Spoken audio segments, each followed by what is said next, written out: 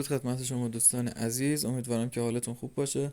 اولین ویدیوی کانال هستش، قراره که اهداف کانال رو با هم دیگه بررسی بکنیم و ببینیم که قراره به کجا بریم. دونه دونه اهداف رو خدمتتون عرض میکنم. ممنون میشم ازتون که سابسکرایب کنید و ویدیوهای بعدی من رو ببینید، یعنی در جریانش باشید. هفته یک ویدیو روز جمعه ساعت 5 بعد از ظهر داخل این کانال گذاشته میشه. امیدوارم که همه ویدیوها رو ببینید، چون هیچ کدومش از دست دادنی نیست. مطالبی داخلش خدمتتون عرض خواهم کرد که داخل هیچ کدوم از کانال ها و تا حالا یعنی هیچ جا مشابهش رو ندیدین. پس امیدوارم که از دست ندین، همراه بنده باشید. امیدوارم که بتونم یه نقشه راه خیلی کوچیکی در اختیارتون بذارم که بتونید داخل معاملتون موفق تر باشید. مثل اسم کانال که رودمپ گذاشتم، به عشق شما، به خاطر شما، که بتونم از نقشه راه خیلی کوچیکی که خودم به دست آوردم در اختیار شما بذارم و شما بتونید ازش استفاده بکنید. اوکی، اولین هدف این کانال بررسی پرایس اکشن کلاسیک و افرادی که پرایس اکشن کلاسیک کار میکنن، مختص اونا هستش.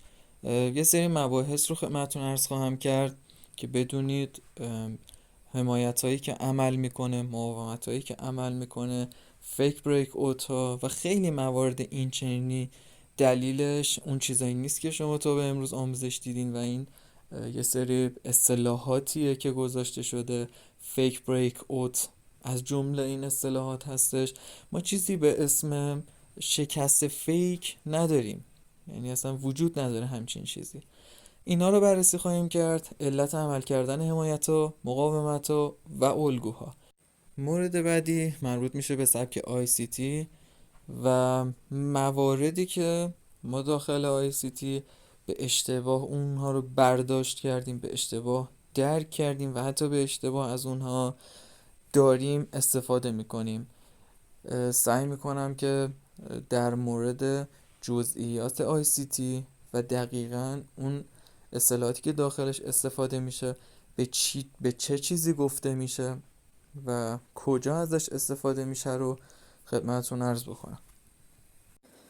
مورد بعدیم مربوط میشه به سبک اسمارت مانی و مشابه مورد قبلی، درکی که ما در مورد اسمارت مانی داریم که بخشی از این مربوط میشه به بخش اول، پرایس اکشن کلاسیک، که بهش نیاز داریم. یه سری از نقدینگی ها، یه سری از این بالانس ها و یه سری از مواردی که داخل اسمارت مانی داره استفاده میشه یه جورایی مرتبط هستش به مورد اول و همه اینا رو ما مورد بررسی قرار میدیم. دقیقا هم به خاطر اینه که بهتون میگم ویدیوها رو حتما پشت سر هم ببینید تا متوجه همه چیز بشید. مورد بعدی بررسی جزئیات سبک ICT هستش.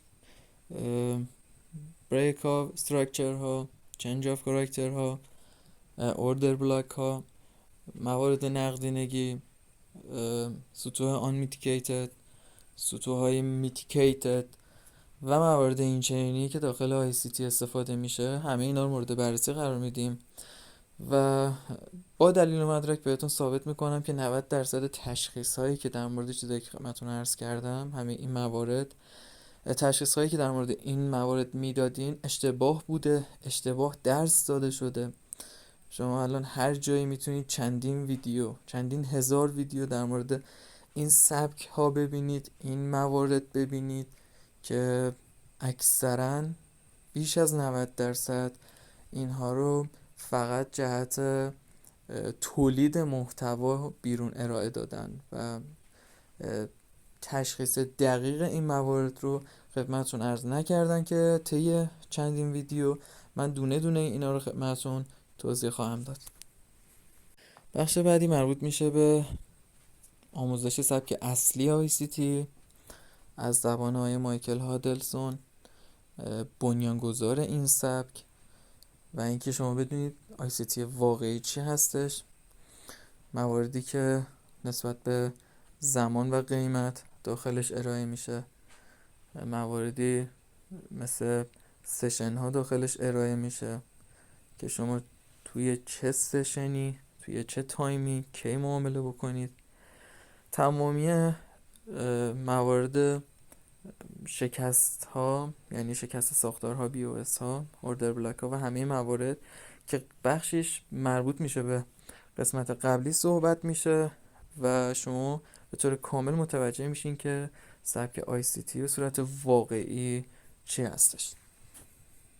و در آخر ترید به سبک اصلی ICT که خب هدف ما بوده از اون اول انجامش میدیم و انشالله مصمم پای چارت میریم و توی لایو بازار ترید میکنیم. اینکه هفته یک بار داریم ویدیوهای من رو میبینید، علتش این هستش که من تو طول هفته به اصطلاح درگیر ترید هستم. اینم بهتون بگم که از تحلیل و ترید های من توی طول هفته استفاده خواهید کرد. من ترید های خودم رو به صورت ویدیو شورت میذارم و شما میتونید که مشاهده بکنید. امیدوارم که بتونید از تمامی مطالب گفته شده، مطالبی که گفته میشه، استفاده لازم رو ببرید. فعلا خدا نگهدار.